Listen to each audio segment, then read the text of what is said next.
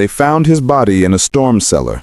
The man of family had accused, the man they dragged into the light, hoping he would hold the answer. The cellar swallowed him whole, its concrete and shadows keeping whatever truth might have lived there. And the woman they wanted justice for? She was still gone, a blank space at the center of a family's fury and a town's whispers. Neighbors shut their blinds a little earlier. Phones stayed unanswered. An empty chair at a kitchen table became the loudest thing in the room. He lay in the dark, and she remained a question no one could answer. Where is Kendra? To understand how a quiet place could become the backdrop for this grief, we start at the streets that held her last footsteps.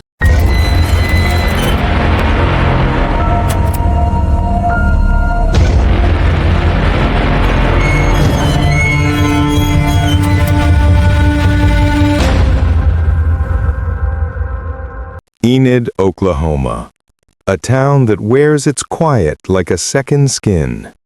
From above, the streets spread out in neat lines, brick buildings anchored against a wide sky that seems endless. At dusk, the porches glow soft and amber, rocking chairs swaying gently in the evening breeze. But on the 1400 block of West Randolph, there's a stillness that feels heavier, as if the air itself remembers what happened here. Just miles away, in Pawnee, the roads cut through fields that look peaceful at first glance, but every mile between Enid and Pawnee carries its own questions. That stretch of land has become part of the story, a map marked not just by distance, but by a sudden disappearance. This is a place shaped by history, where communities sit close to tribal lines, where family ties and cultural roots run deep. For Kendra, her connection to the Muskogee Creek Nation was more than just heritage. It was identity, belonging, a reminder of where she came from. And now, with her gone, those ties feel frayed, stretch thin between grief and unanswered silence. The town itself has become a character in this story, one that looks ordinary but hides truths beneath its calm surface. And somewhere in that quiet, the mystery of her last days still lingers. It is here, against this backdrop of small-town streets and wide-open land, that the first shadows of her disappearance began to take shape. Kendra was more than a name in a missing person flyer. She was 24 years old, born August 24, 1997, with a life that carried both beauty and struggle. Her heritage tied her to two worlds, biracial and proudly enrolled with the Muskogee Creek Nation. That connection wasn't just paperwork, it was part of her identity, her roots, her sense of belonging. She had a look you wouldn't forget, a buzz cut most days, though she loved her collection of wigs, bright, bold, playful, a way to shift her image whenever she felt like it. Her dimples had a way of softening even her hardest moments, and on her neck was a faint strawberry-colored birthmark, something family always noticed. Across her face, a scar an inch and a half long told its own quiet story, a reminder that her path had never been an easy one. Kendra lived with battles most people never saw. Mental health struggles, substance use, demons that pulled her in different directions. But beyond those challenges, she had a spark.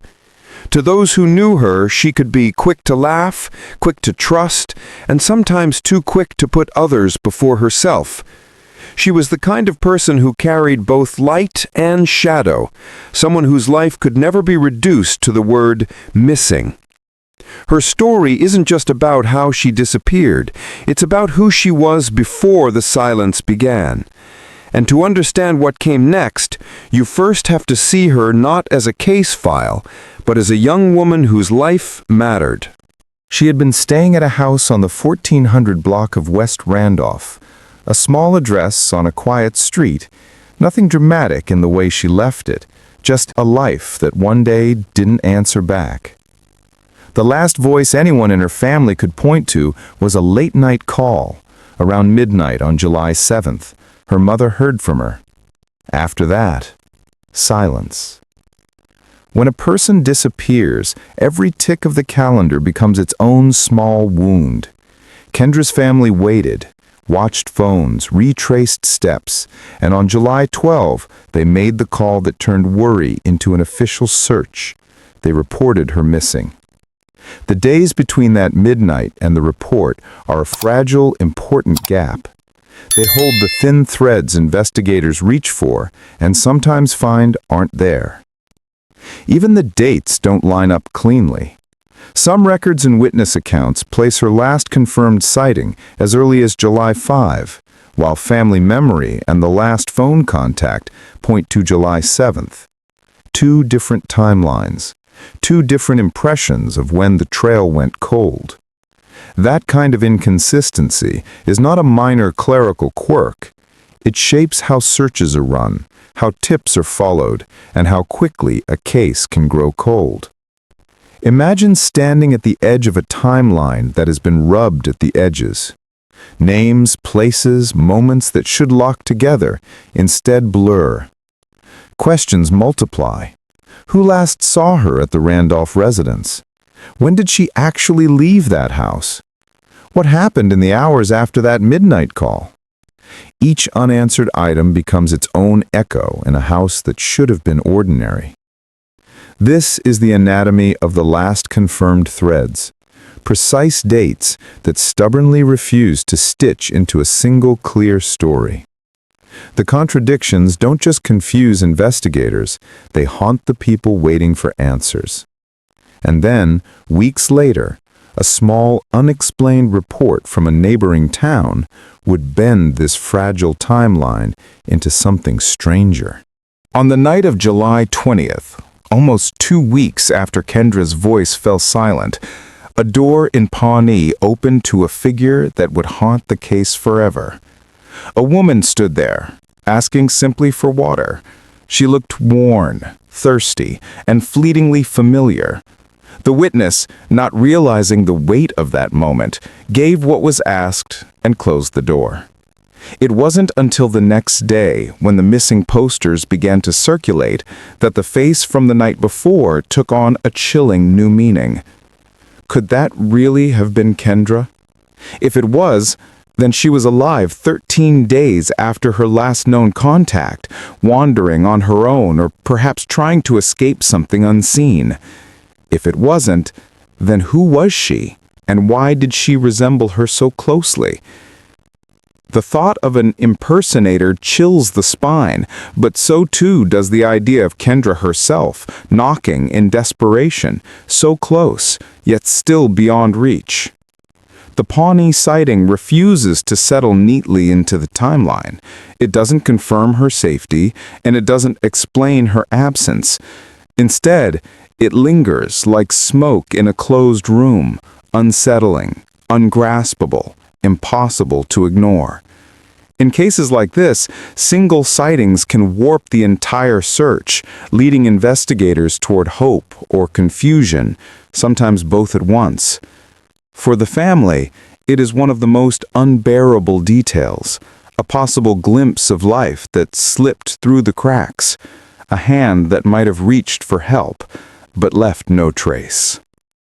And from that moment on, every lead became a question mark, every shadow a possibility. Before Kendra vanished, there was already a case file with her name on it, not as a suspect, but as a victim. She had accused her boyfriend, Colby Shepard, of domestic violence. It was a case that should have been moving through the courts, a chance for her voice to be heard in an official setting. But when Kendra disappeared, that voice was silenced, and with it, the case itself. Prosecutors dismissed the charges, not because the allegations were resolved, but because the victim was gone. Without her testimony, the system simply stopped. For Kendra's family, it was like losing her twice. First to the unknown of her disappearance, and then again in the halls of justice, where her story could no longer be told. That dismissal wasn't just a formality. It created a void. In place of answers, there was paperwork marked closed. In place of protection, there was silence. Families in situations like this often speak of feeling abandoned, as though the very structures meant to bring accountability had turned their backs. Every page of that case file now stood as a reminder that without Kendra, there would be no trial, no testimony, no reckoning in a courtroom. For those left behind, it was more than frustration. It was betrayal. The legal system, bound by its rules, could not move forward. And in that vacuum, anger grew, fear deepened, and trust in formal justice began to erode. That anger, that sense of being left with nowhere to turn, would soon shape what happened next. On July 12th, the day after Kendra was last seen, her family walked into the sheriff's office and filed a missing person report. What began as a worried call quickly became a formal case file. Detectives launched searches across the rural stretches of Wakula County, combing wooded areas, drainage ditches, and side roads where someone might leave a body. Helicopters circled from above, dogs swept fields and swamps, volunteers lined up shoulder to shoulder through thick brush, but no matter how hard they looked, the searches ended in silence. Every lead felt promising at first. A tip about a car, a rumor about a sighting, whispers of strange behavior from those close to her. Investigators chased each one down, knocking on doors, retracing steps, pulling phone records, and checking every possible trail. But each time, the road went cold. No cameras had captured her leaving. No fingerprints pointed to where she had been taken. No forensic trace tied her to a car, a house, or a scene of violence. The case sat in a strange limbo. A woman gone, but no physical evidence to prove what had happened to her. The name on everyone's lips was Colby Shepard, but investigators were clear. They had no direct evidence connecting him to her disappearance. Suspicion is not proof, and without proof, the law could not move. That gap between what people felt in their bones and what detectives could hold in their hands grew wider with each passing week. For the family, watching these searches and fresh briefings, the cold precision of procedure felt unbearable. They wanted answers. They got technicalities, official statements, and the unshakable refrain, no evidence, no charges. And as the investigation dragged without resolution, frustration deepened, and the weight of uncertainty pressed harder on everyone connected to Kendra's case. The longer the silence stretched, the more desperate the next move became. In January of 2024, another name was added to the missing persons list, Colby Shepard. For months, there had been tension and suspicion surrounding him, but when he disappeared, the narrative shifted in an instant. No one could explain where he had gone or why. A man once seen as the center of unanswered questions had himself become a question mark. For 7 long months, there was no trace. Then, in August, the silence broke in the most chilling way imaginable. Deep beneath an old home in Enid, search crews opened a storm cellar and uncovered human remains. The cellar was damp, shadowed, and claustrophobic, a space built for shelter now turned into a grave. And there, inside, they found Colby. The discovery carried the weight of finality. He was no longer missing, he was dead. But death didn't close the story. It opened another door entirely. The storm cellar, with its rotting air and sealed darkness, became more than a crime scene. It became a symbol, a place where suspicion gave way to certainty, where the case shifted from absence to homicide. What had been a search for one missing woman was now entangled with the murder of the man once accused of hurting her. And the shock of that cellar would ripple far beyond the crime scene tape. Because when Colby's body was pulled from the ground, the entire story turned on its head. By September of 2024, the case took another dark and unexpected turn. 4 names were announced in connection not to Kendra's disappearance, but to Colby's death. Among them was her own uncle, Victor Botello, joined by Charles Jordan, Devin Harris, and Heaven Jordan. The arrests painted a picture not of strangers, but of people bound by blood, friendship, and suspicion. Prosecutors alleged that Colby had been lured to Charles's house, not for reconciliation, but for confrontation. What unfolded behind those closed doors, if the charges are true, was not a conversation. It was an eruption of rage. Authorities claimed Victor confessed to unleashing his fury with punches, kicks, and stomps, before declaring that he slit Colby's throat. Charles, investigators said, later whispered to an inmate about what had happened, even offering money for help with the body. Devin admitted his role was to stand guard, a silent witness ensuring no one interrupted the violence. It was as if Kendra's absence had left a wound so deep that her family's hope for justice turned into something far darker.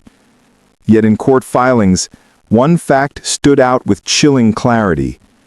Investigators admitted they had no direct evidence linking Colby to Kendra's disappearance. The suspicion was enough to ignite anger, but not enough to prove guilt. This left a moral chasm at the center of the case. Was Colby a monster finally cornered, or a man destroyed by accusation? Was Victor a grieving uncle seeking answers, or someone consumed by vengeance? The lines blurred, leaving the community torn between understanding the rage and recoiling at the brutality. And with those charges, the case that began with one disappearance had now become a story of two lives lost, tangled together by fear, suspicion, and choices that could never be undone. But even then, the most haunting part of the story remained unresolved. Victor Botello was not just another name on the charge sheet. He was Kendra's uncle, the man who had watched her grow up, who carried the role of protector in the family. When she vanished, that protective instinct seemed to harden into something sharper, something fueled by rage and unanswered questions. Prosecutors would later claim it was Victor who crossed the line first, but in the eyes of many, he was a grieving relative who had run out of faith in the system. Then there was Charles Jordan. His house became the stage for what authorities say unfolded. A modest home, ordinary on the outside, yet it would come to represent a turning point, a place where suspicion turned physical, where decisions taken in anger could no longer be undone. Devin Harris was painted as the lookout, the guard at the door. He wasn't accused of striking a blow, but of ensuring no one came in, no one interrupted, no one witnessed what was said to be happening inside. His role carried the weight of silence, complicity through stillness. And finally, Heaven Jordan, whose charges tied her to the same night. Her place in the story blurred the line between bystander and participant, leaving more questions than answers. Together, these four names formed a web of blood ties, friendships, and shared grief. But it was not grief that united them in the courtroom, it was accusation. Behind each role lay the raw truth of family torn apart not just by loss, but suspicion and the corrosive power of rumor. Because when official answers don't come, suspicion doesn't fade, it festers. And sometimes it doesn't just fracture families, it radicalizes them. The weight of that reality set the stage for the reckoning that was still to come. So much has been uncovered, but the questions that remain are the ones that weigh heaviest. Where is Kendra? After all these years, no trace of her has ever been recovered. Did Colby truly play a role in her disappearance, or is that suspicion built only on grief and fear? Without physical evidence, how can anyone be certain? Were there others who knew more than they ever admitted?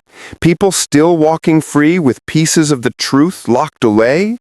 Did investigators overlook a witness, a lead, a clue that could have shifted everything?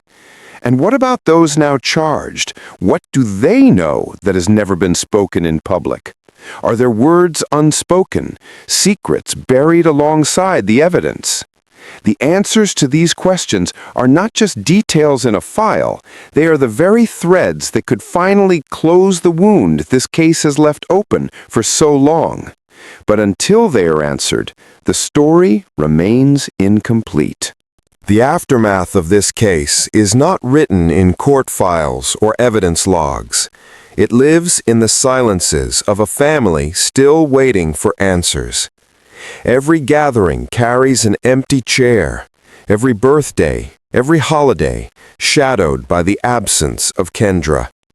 Grief has no expiration date, and in this family, it has turned into a daily ritual of endurance. In the wider community, the story became a storm of whispers and arguments. Some saw the arrests not only as crimes, but as a reaction born from desperation, vigilante justice sparked by years of feeling abandoned by the system. Others warned that taking the law into one's own hands only deepens the wounds, leaving behind cycles of violence and more unanswered questions. For the accused and their families, reputations unraveled in an instant. Neighbors who once exchanged casual greetings now carry the heavy knowledge of charges tied to blood and betrayal. A community once connected through tradition and trust now finds itself split, caught between outrage, sorrow, and quiet fear. And beyond this single town, the case is a reminder of how fragile the path to justice can be in small towns and tribal communities. When resources are scarce, when answers are slow, and when silence lingers too long, people are left to wonder if justice is truly reachable at all. The echoes of this story continued to ripple outward, a mixture of grief, doubt, and the uneasy question of what justice should really look like. And it is in that space of unease that the case still rests. They punished the man they believed was responsible. But where does that leave Kendra? A young woman vanished, a family still waiting, a community still searching for truth. Justice can only go so far when the most important question remains unanswered. Where is she? If you know something, no matter how small, no matter how long ago, it could be the missing piece her family has been waiting for. Please share what you know, reach out, and don't let silence close this case forever. The final image is Kendra's portrait, clutched tightly in the hands of a loved one. And as the screen fades, one message remains. If you have information, contact Enid Police. Details are in the description.